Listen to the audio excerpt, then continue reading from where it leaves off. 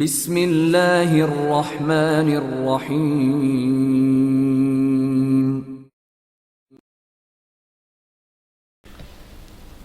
Add لاوا Imran series, مصنف ابن صفی۔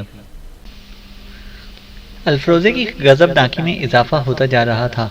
ایسا لگتا تھا جیسے اپنے عملے میں سے کسی کو زندہ نہ چھوڑے گا۔ وہ سب بت بنے کھڑے تھے۔ ہیلی کاپٹر گرجتا ہوا واپس آ رہا تھا۔ وہ اس وقت ریڈیو روم میں اکٹھے تھے۔ الفروزے نے ٹرانسمیٹر پر پائلٹ سے رابطہ قائم کیا۔ میں ٹروٹی پوائنٹ تک دیکھ آیا ہوں جناب، پائلٹ کی آواز سنائی دی۔ لانچ نہیں دکھائی دی؟ میرا خیال ہے کہ کسی ڈھکے ہوئے کٹاؤ میں چھپ گئے ہیں۔ ادھر کچھ کٹاؤ ایسے ہیں کہ بڑی بڑی لانچیں چھپائی جا سکتی ہیں، الفروزے نے کہا۔ وہ اتنی جلدی ٹروٹی پوائنٹ تک نہیں پہنچ سکتے، تمہارا خیال درست معلوم ہوتا ہے۔ اچھا، اب تم کہیں ڈاک پر ہی لینڈ کر جاؤ، الفروزے بول رہا تھا۔ بہت بہتر جناب، پائلٹ کی آواز آئی اور الفروزے تیزی سے اپنے ملاحوں کی طرف مڑا۔ دستی سرچ لائٹیں سنبھال لو اور انہیں تلاش کرو۔ 3 لانچیں اور اتارو، ٹروٹی پوائنٹ کے ادھر ہی تمہارا شکار مل جائے گا۔ اگر تلاش نہ کر سکے تو ایک کو بھی زندہ نہ چھوڑوں گا، الفروزے کہہ رہا تھا۔ وہ سب باہر نکل گئے اور الفروزے نے ریڈیو روم کا دروازہ بند کر لیا۔ اب پھر وہ ٹرانسمیٹر کے قریب کھڑا کسی کو کال کر رہا تھا۔ جواب ملنے پر بولا، ماہی گیر بول رہا ہوں، بڑے آدمی سے ملاؤ۔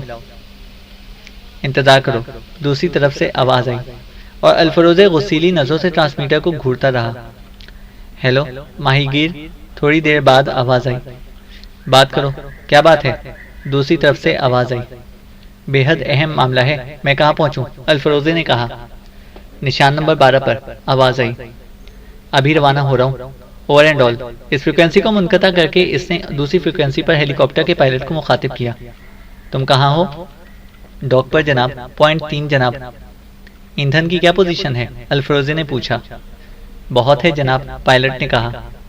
مجھے نشان نمبر 12 تک جانا ہے، الفروزے نے کہا۔ واپسی کے لیے بھی کافی ہوگا جناب، پائلٹ نے کہا۔ اچھا، میں آ رہا ہوں، تنہا جاؤں گا، الفروزے بولا۔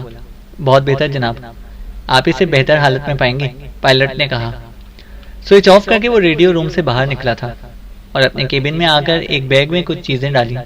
پھر عرصے سے گزر کر ڈاک پر اترا اور ایک جانب کو چلنے لگا۔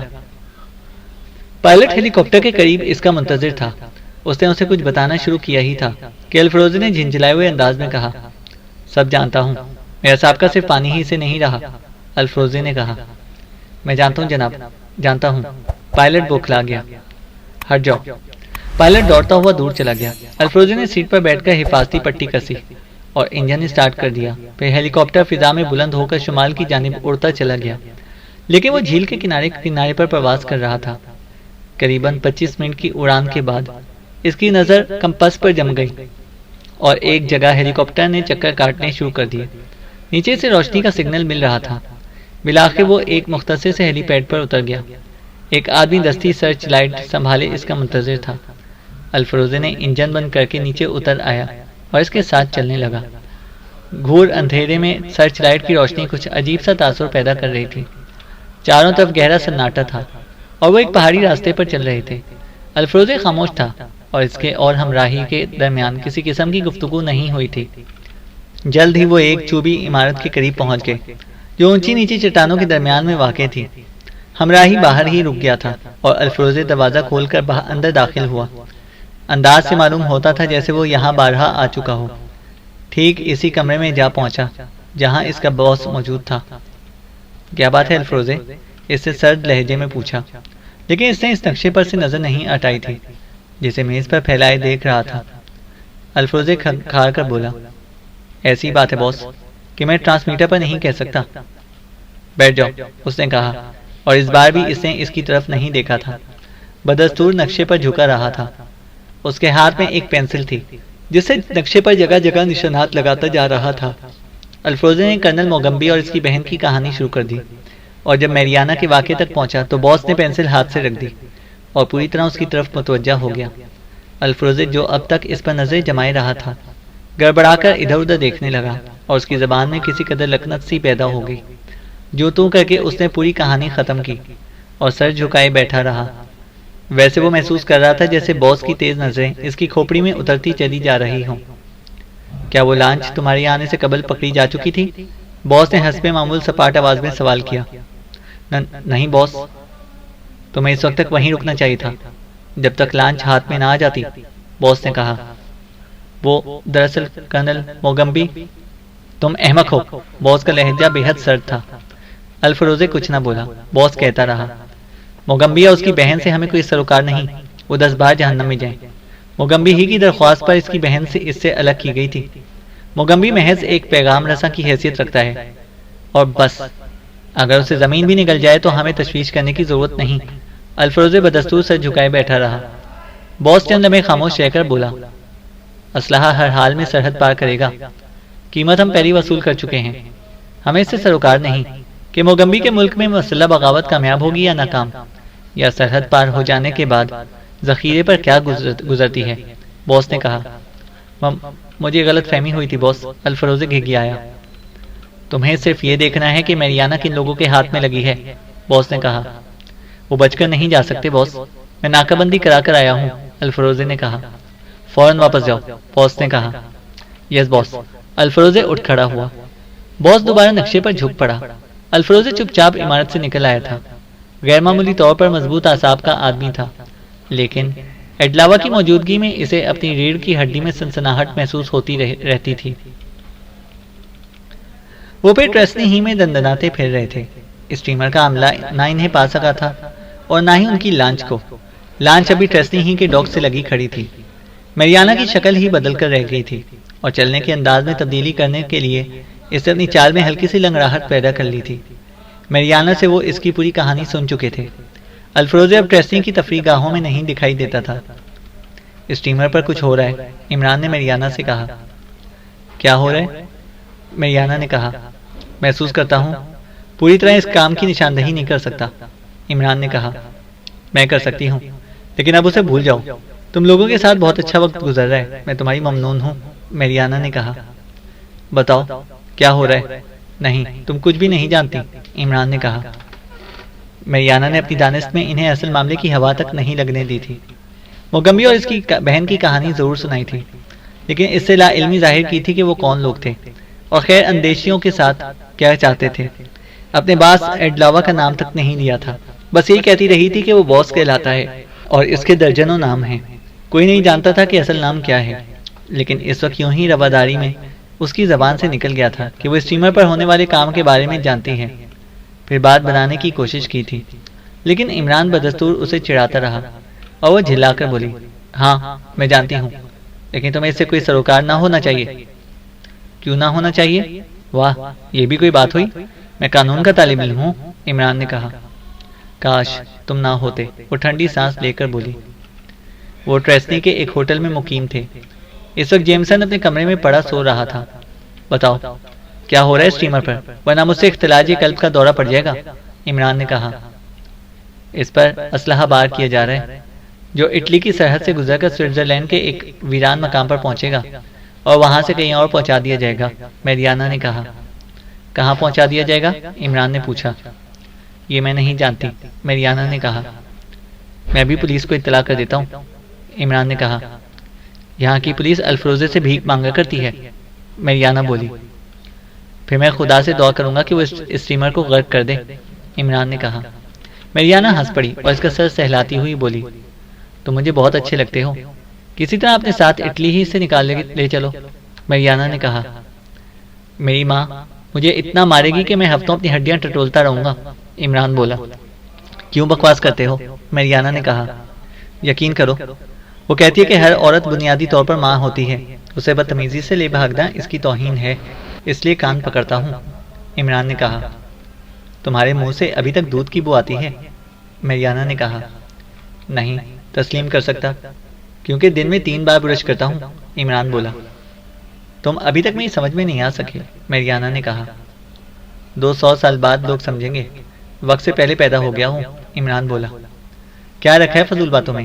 سنا ہے کہ آج کے جشن میں شمشیر زنی کے مقابلے ہوں گے، بڑا مزہ آئے گا، عمران نے کہا۔ وہاں تو میں ہرگز نہیں جاؤں گی، وہاں الفروزے ضرور موجود ہوگا، نہ صرف وہ بلکہ اسٹیمر کا سارا عملہ بھی موجود ہوگا، میریانا نے کہا۔ کیوں؟ الفروزے کیوں موجود ہوگا؟ عمران نے پوچھا۔ مانا ہوا تیغزن ہے، پہلے مقامی لوگوں کے مقابلے ہوتے ہیں، پھر الفروزے اٹھ کر چیلنج کرتا ہے۔ اگر مجمع میں کوئی پردیسی موجود ہو جو اسے واقف نہ ہو اور شامت اعمال سے اس کا چیلنج قبول کر لے تو اسے اپنے آباء و اجداد یاد آ جاتے ہیں۔ اگر کسی نے چیلنج قبول نہ کیا تو دوستانہ طور پر اچھے تیغ زنوں کو دعوت دیتا ہے اور اپنے کمالات دکھاتا ہے۔ میریانا نے کہا، یہ تو بڑی اچھی بات ہے، میں اس کا چیلنج قبول کر لوں گا۔ عمران نے کہا، پیارے قانون کے طالب علم، میں تلوار کی بات کر رہی ہوں، کتابوں کی نہیں۔ میریانا نے کہا، تم دیکھ لینا کیسی شکست دیتا ہوں میں اسے۔ عمران بولا، جاؤ اپنے کمرے میں جاؤ، میں تھوڑی دیر آرام کروں گی۔ میریانا بولی، اچھا، میں نہیں جانتا کہ دوپہر کے کھانے کے بعد آرام بھی کرتی ہو۔ اچھا، دوپہر بخیر۔ وہ اس کے کمرے سے نکلا چلا آیا۔ دروازہ بند ہونے کی آواز سنتا ہوا وہ جیمسن کے کمرے میں پہنچا۔ دستک دی، کئی بار کوشش کے بعد دروازہ کھلا اور جیمسن اسے چندریائی ہوئی آنکھوں سے دیکھے جا رہا تھا۔ پیچھے ہٹو، عمران اسے دھکا دیتا ہوا اندر گھسا۔ میں ہوش میں ہوں یور میجسٹری، جیمسن نے کہا۔ اگر تم نے آج رات کامیابی حاصل کر لی تو میں تمہیں متنبع کر لوں گا، عمران نے کہا۔ آپ کے پاس رکھا ہی کیا ہے کہ متنبع کر لینے سے مجھے کوئی فائدہ ہوگا؟ ویسے جان حاضر ہے، جیمسن نے کہا۔ کل صبح اسٹیمر شمال کی طرف روانہ ہو جائے گا، اس لیے یہ کام آج کی رات کو ہی ہونا چاہیے۔ الفروزے سمیت پورا عملہ شمشیر زنی کے میدان میں ہوگا، شاید ریڈیو آپریٹر اسٹیمر پر ہی موجود ہوگا۔ ایک آدمی کو قابو کر لینا تمہارے لیے کچھ مشکل نہ ہوگا، عمران نے کہا۔ آپ کے علاوہ ساری دنیا کو قابو کر سکتا ہوں، جیمسن بولا۔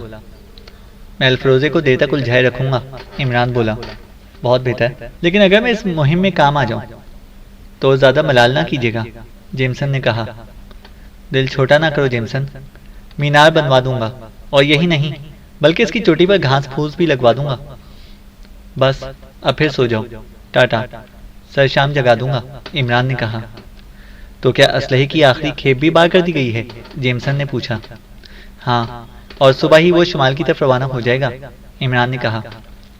ایڈلاوا کا کچھ پتہ چلا؟ جیمسن نے پوچھا۔ نہیں، تم اس کی فکر نہ کرو، اب جو حرکتیں ہم شروع کر رہے ہیں اسے اس کے بل سے باہر ہی نکال لیں گے، عمران بولا۔ اس کے بعد وہ اپنے کمرے سے میں واپس آ گیا۔ شام تک مختلف انواع کی تیاریاں کرتا رہا اور پھر اسی وقت اپنے کمرے کا دروازہ کھولا تھا جب میریانا نے دستک دی تھی۔ کیا ہو رہا تھا؟ وہ کمرے میں داخل ہو کر چاروں طرف دیکھتی ہوئی بولی۔ کچھ نہیں، عمران اس طرح ہکلایا جیسے سچ مچ کسی قسم کی حماقت کا مرتکب ہوتا رہا ہو۔ تم دونوں نے مجھے سخت الجھن میں ڈال رکھا ہے، آخر یہاں سے چلتے کیوں نہیں؟ میریانا نے کہا۔ کیا پریشانی ہے؟ جشن ریشم کو اختتام تک پہنچائے بغیر کہیں نہ جائیں گے، عمران نے کہا۔ اگر میں کسی طرح پہچان لی گئی تو تمہاری ہڈیوں تک کا سراغ نہیں ملے گا، میریانا بولی۔ ہمارا ہے ہی کون جسے ہماری ہڈیوں کے سراغ کی فکر ہو، عمران نے کہا۔ میں ہوں، میں، وہ آنکھیں نکال کر بولی۔ 4 دن سے یہ ہو گئی ہیں۔ ارے کل تم کہیں اور ہوگی اور ہم کہیں اور، عمران نے کہا۔ میں تمہارے ساتھ یونان چلوں گی، میریانا بولی۔ ایک پرانے مقبرے میں رہتا ہوں، عمران نے کہا۔ فضول باتیں نہ کرو، ٹریسٹی سے نکل چلو، جنیوا میں میرے پاس اتنا سرمایہ ہے کہ ہم یونان پہنچ کر کوئی بزنس کریں گے، میریانا نے کہا۔ اور دن رات پڑے ہائے ہائے کیا کریں گے، اس کے دام چڑھ گئے، اس کے دام اتر گئے، میرے بس کا روک نہیں، عمران نے کہا۔ بزنس میں سنبھال لوں گی، تم بدستور قانون پڑھتے اور آوارہ گردی کرتے رہنا، میریانا نے کہا۔ تمہاری نگرانی میں؟ وہ آنکھیں نکال کر بولا۔ تمہاری ماں بھی تو ہے، میری نگرانی میں کیوں؟ میریانا نے کہا۔ باپ کی نگرانی تو نہیں کر سکی، میری کیا کرے گی؟ عمران بولا۔ تو تم میری بات نہیں مانو گے، میریانا بولی۔ ایسا کرو کہ کچھ تم مانو کچھ میں مانوں، عمران نے کہا۔ چلو یہی صحیح، بتاؤ تم کیا چاہتے ہو، میریانا بولی۔ بس آج تیغ زنی کے مقابلے اور دیکھ لینے دو، کل چلیں گے، عمران نے کہا۔ وعدہ؟ وہ اس کی طرف ہاتھ بڑھا کر بولی۔ وعدہ، عمران نے اس کے ہاتھ پر ہاتھ مار کر کہا۔ تم بھی ہوگی میرے ساتھ، ساتھ اس سے یہ مراد ہے کہ اس مجمع میں مجھ سے دور۔ کیوں؟ تم سے دور کیوں؟ میریانا نے پوچھا۔ اس لیے کہ الفروزے مجھے جانتا ہے، عمران نے کہا۔ وہ چونک کر اسے گھورنے لگی اور عمران نے ہنس کر کہا، تمہارے لیے تشویش کی بات نہیں، کیونکہ جان پہچان یہیں ہوئی ہے، پہلے سے نہیں جانتا۔ پھر اس نے اس ملاقات کی کہانی دہرائی تھی اور میریانا ہنستے ہنستے دوہری ہو گئی تھی۔ اب اگر اسے میرے ساتھ کسی بیوی کو دیکھ لیا تو جھپٹ کر قریب آ جائے گا، ہو سکتا ہے کہ تم سے کوئی ایسی غلطی سرزد ہو ہی جائے کہ پہچان لی جاؤ. آواز نہیں بدل سکتی؟ عمران نے کہا.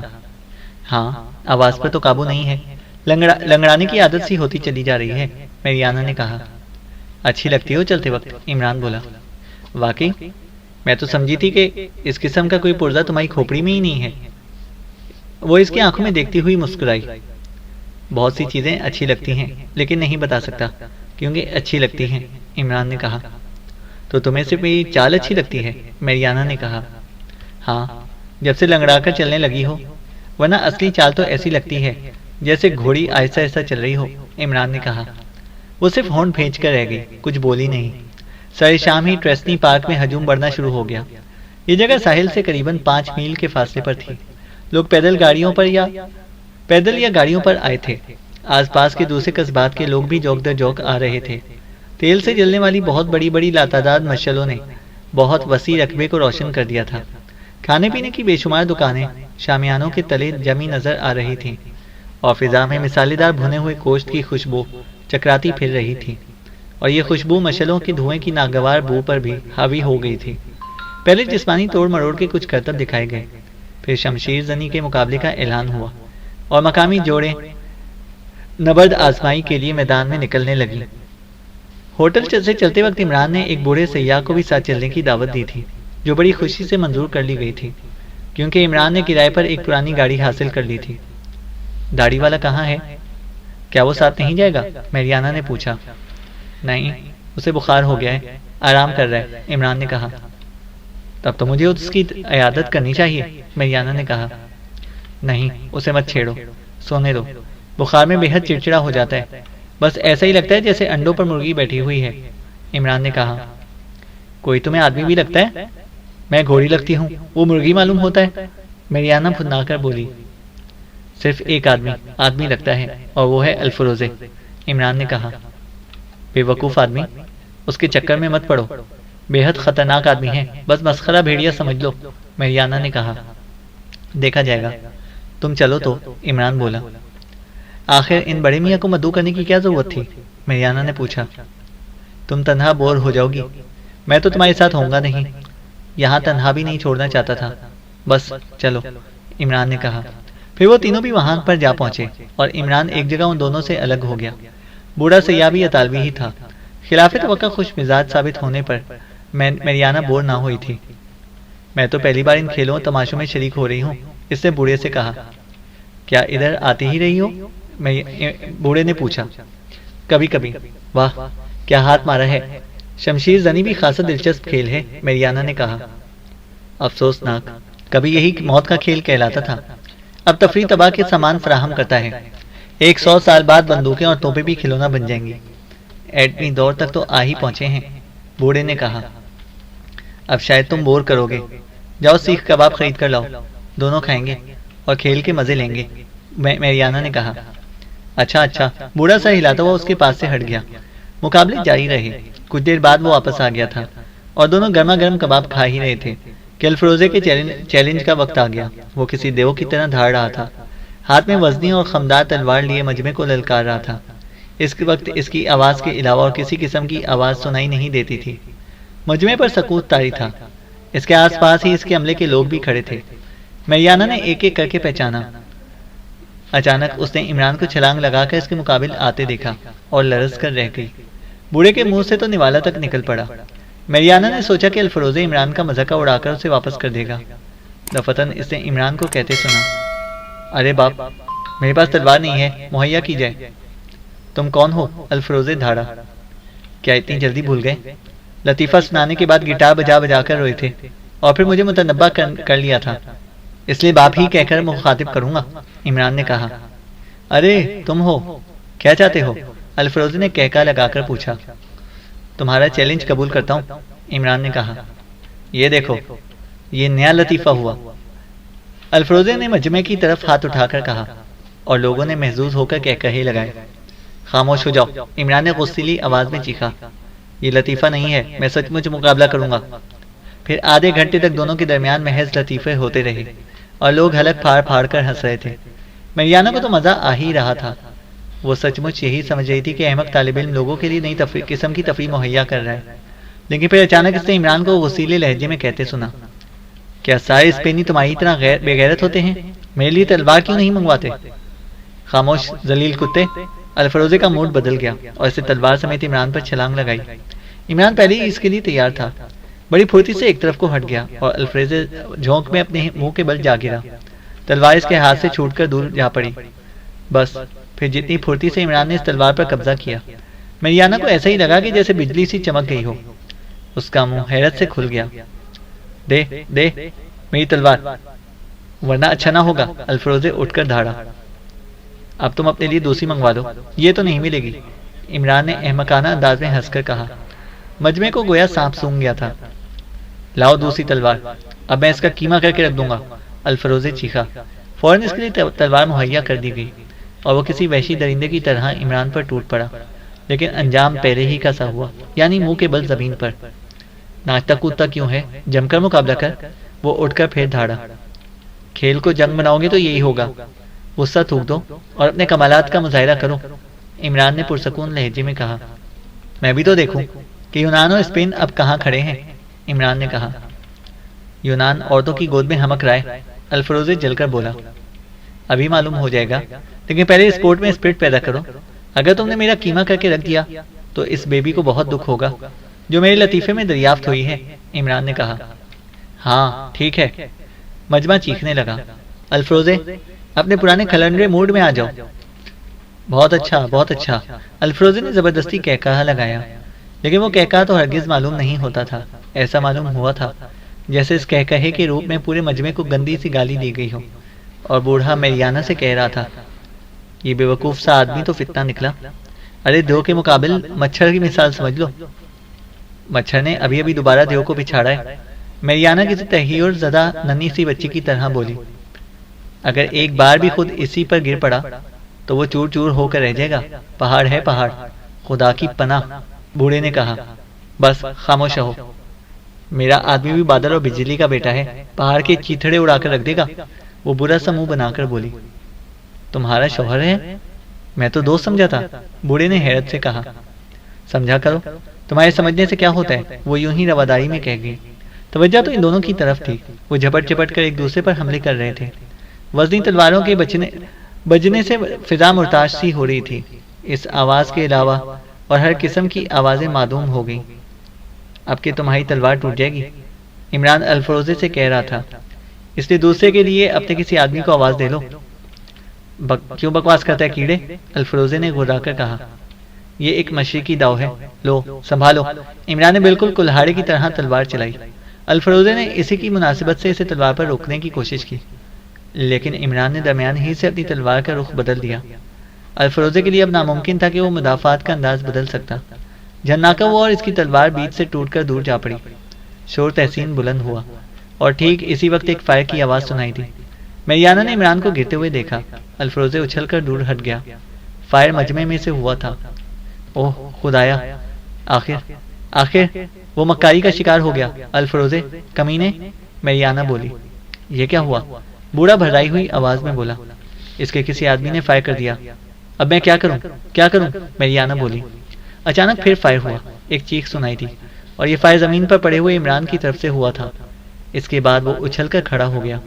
مجمع میں بھگدڑ پڑ گئی تھی، پیدر پہ فائروں اور چیخوں کی آوازوں سے پاک گونجنے لگا۔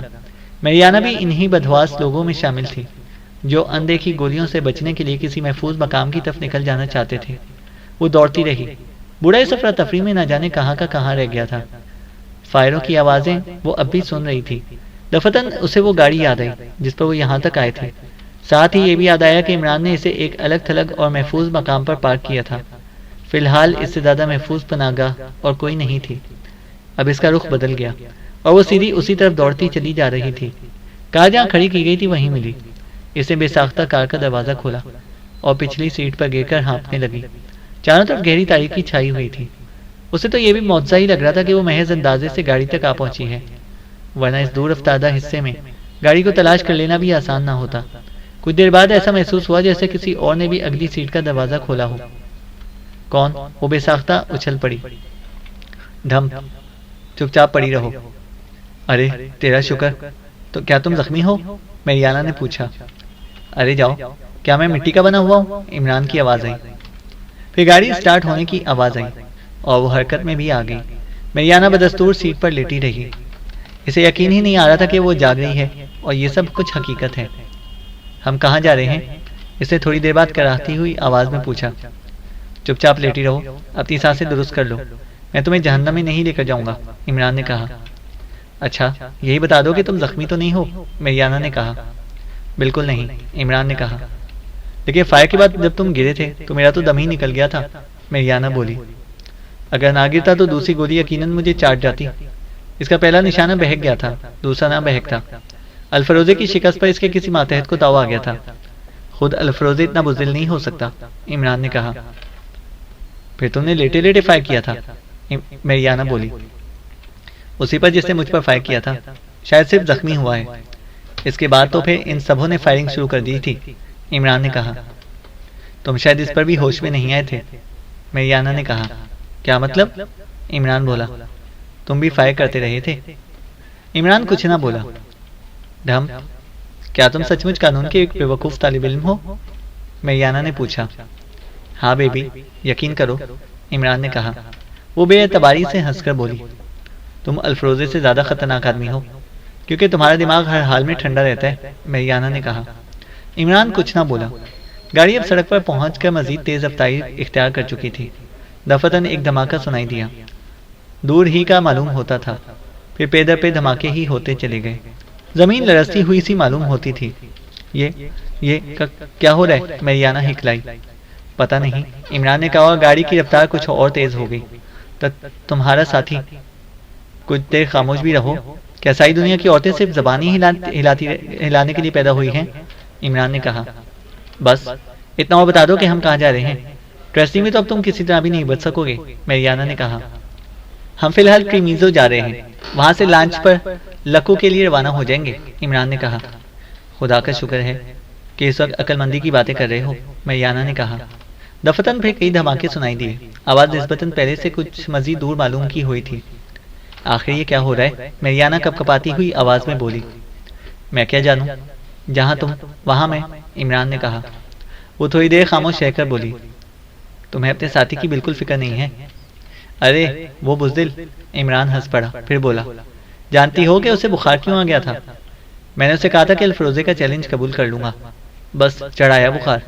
کہنے لگا کہ اچھا جاؤ، تو مقابلہ کرنے میں لانچ پر بیٹھ کر ٹریمیزو چل دوں گا، جب یہاں سے بھاگنا پڑے تو سیدھے وہیں پر آنا، عمران نے کہا۔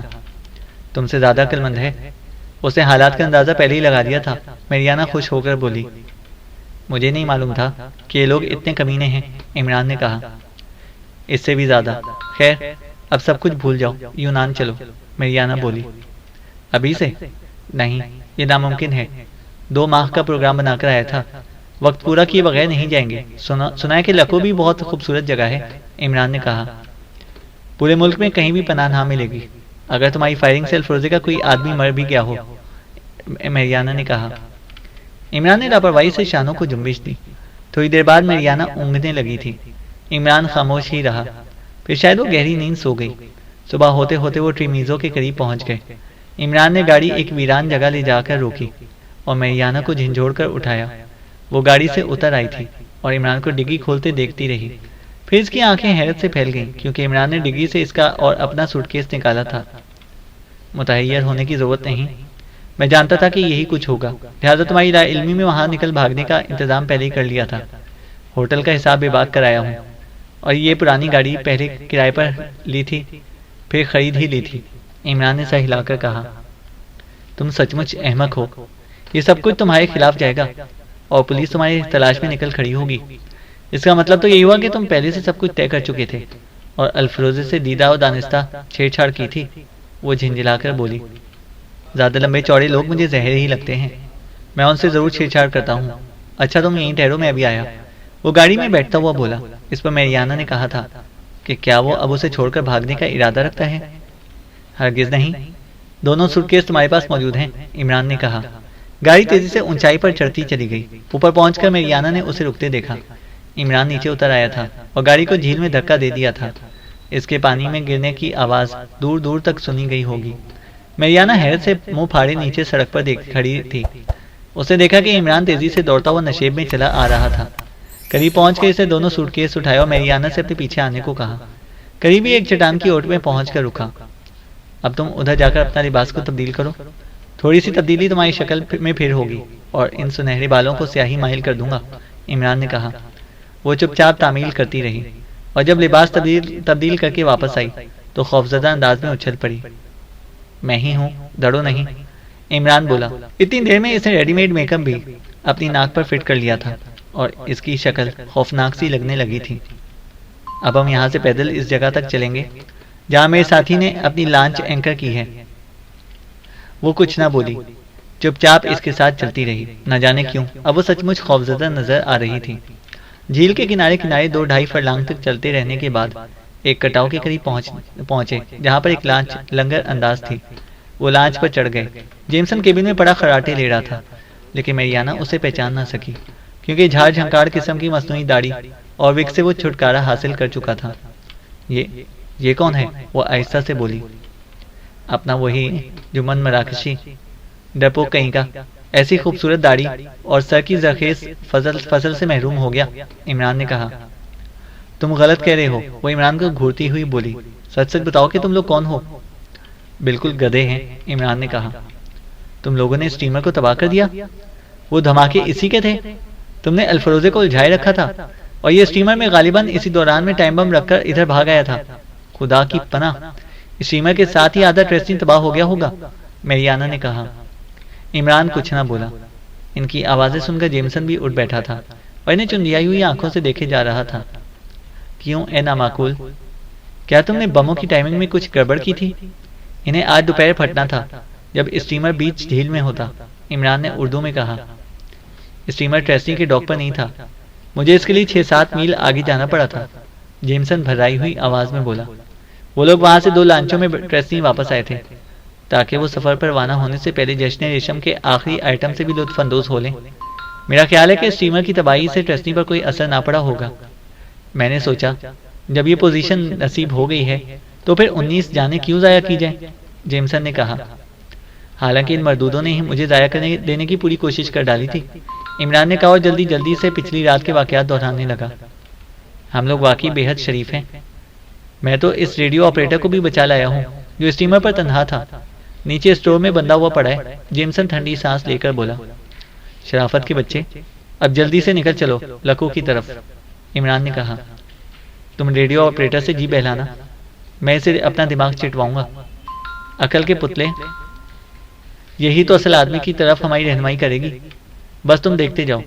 ویسے ریڈیو آپریٹر کا بھی کارآمد ثابت ہو سکتا ہے، لہذا تمہاری حماقت تمہارے ساتھ اور میری تو اب گلے ہی میں لٹکی رہے گی، عمران نے کہا۔ تم لوگ کیا باتیں کر رہے ہو؟ دفتن میریانا جلا کر بولی۔ یہ بتا رہا تھا کہ بخار کے ساتھ ہی اسے بھی پیچش ہو گئی ہے، خدا کی مرضی، عمران ٹھنڈی سانس لے کر بولا اور میریانا اپنا نچلا ہونٹ چبانے لگی۔ تھوڑی دیر بعد لانچ کھلے پانی میں نکل آئی تھی اور تیزی سے لکو کی طرف بڑھتی چلی جا رہی تھی۔ جیمسن اسٹروکنگ کر رہا تھا۔ عمران آئل اسٹوو جلا کر کافی بنانے بیٹھ گیا۔ ہٹو ادھر، یہ کام مردوں کے نہیں ہے، میریانا اس کے قریب پہنچ کر بولی۔ ہائے، کیا تم یورپین نہیں ہو؟ عمران حیرت سے آنکھیں پھاڑ کر بولا۔ کیوں نہیں ہوں؟ میریانا نے کہا۔ تو پھر مجھے اس کام سے کیوں روک رہی ہو؟ میں نے لندن میں مردوں کو کھانا پکاتے اور عورتوں کو فلمی رسالے پڑھتے ہوئے دیکھا ہے، حالانکہ دونوں ہی دن بھر کے تھکے تھکائے گھر میں داخل ہوتے ہیں، عمران نے کہا۔ ہم اتنے مہذب نہیں ہوئے، وہ طنزیہ لہجے میں بولی، اور نہ ہمارے یہاں طلاقوں کی وہ شرح ہے جو یورپ کے مہذب ترین ممالک میں پائی جاتی ہے۔ ہماری اکثریت اب بھی اسی کی قائل ہے کہ عورت گھر کی ملکہ اور مرد میدان، اس لیے ہمارا معاشرہ روحانی طور پر اتنا گندا نہیں ہوا۔ تم میری شکل کیا دیکھ رہے ہو؟ مجھے میرے ملک کی نمائندہ عورت ہرگز نہ سمجھ لینا۔ میں بری عورت ہوں، کسی بھی معاشرے کے لیے قابل فخر نہیں ہو سکتی۔ مجھ سے نادانستگی میں کچھ غیر قانونی حرکتیں بھی سرزد ہو گئی تھیں۔ پولیس میں تلاش میں تھی، میں چھپتی پھر رہی تھی کہ میرے باس کے ایک ماتحت نے مجھے اس کے پاس پہنچا دیا۔ پڑھی لکھی اور خوبصورتی میں باس کے معیار کے مطابق تھی، اس لیے اس کی سیکرٹری بن گئی، میریانا کہہ رہی تھی۔ بہرحال تم میری مہمان ہو، تمہارے اعصاب آرام کرنا چاہتے ہیں، لہذا ناشتہ میں ہی تیار کروں گا، عمران نے کہا۔ تمہاری مرضی، تم آخر اعتراف کیوں نہیں کر لیتے؟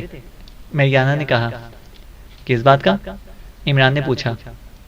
اسٹیمر کی تباہی میں تم دونوں کا ہی ہاتھ ہے، مریانا بولی۔ ارے محض دھماکوں کی بنا پر تم نے فیصلہ بھی صادر کر دیا کہ اسٹیمر ہی تباہ ہو گیا ہے، عمران نے کہا۔ عمران کیتلی پر نظریں جمائے رہا تھا جس کی ٹونٹی سے ہلکی ہلکی بھاپ نکلنے لگی تھی۔ مریانا عمران کو غور سے دیکھی جا رہی تھی۔ اس کی آنکھوں میں سے احمقانہ معصومیت کے علاوہ اور کچھ بھی دکھائی نہ دیتا تھا۔ اچھا یہی بتا دو کہ تم الفروزے سے کیوں الجھے تھے، اس نے پھر پوچھا۔ پہلے تو سب مذاق تھا، لیکن جب تم ہاتھ لگ گئیں تو مجھے الفروزے سے چڑ ہو گئی۔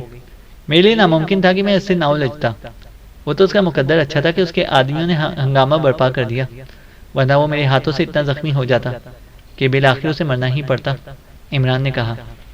صورت سے تو ایسے نہیں لگتے تم۔ آخر تم ہو کیا چیز، بتاؤ مجھے۔ اتوابی بدماشوں کے سے نہیں ہیں، کئی دنوں سے تمہارے ساتھ ہوں میں، مریانا نے کہا۔ مجھے خود بھی معلوم نہیں کہ میں کیسا آدمی ہوں، عمران بولا۔ وہ پھر خاموشی سے اس کی شکل تکتی رہی۔ لانچ تیزی سے لکو کی طرف بڑھی چلی جا رہی تھی۔